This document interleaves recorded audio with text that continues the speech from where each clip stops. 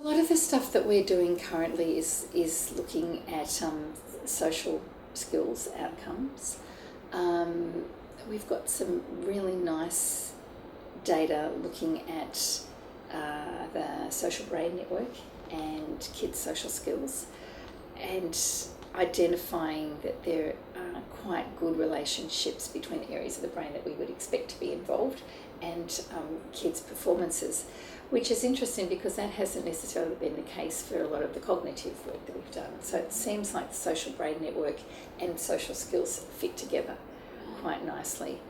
I suppose, as you're aware, that one of the challenges that we face in looking at social skills with kids is the lack of measures to actually accurately measure aspects of social cognition and social participation. So a lot of my time at the moment is spent on developing a new social assessment tool that hopefully will be useful for us to use in our research.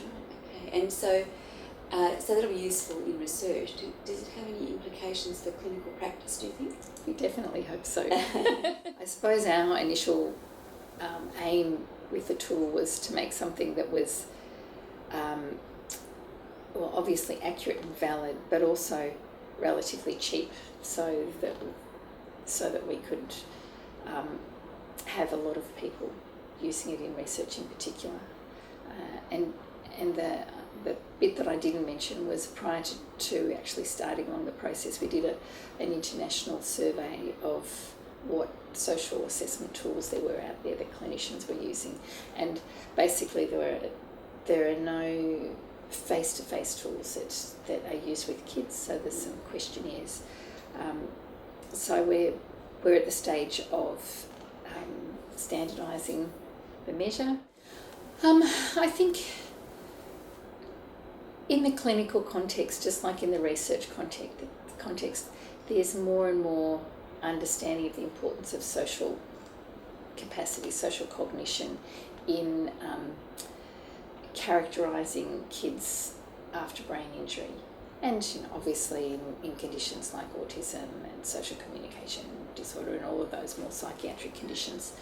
So a lot of my clinical team are now using questionnaires that are assessing social skills in the kids that they see. In fact, that's pretty much a routine part of assessment.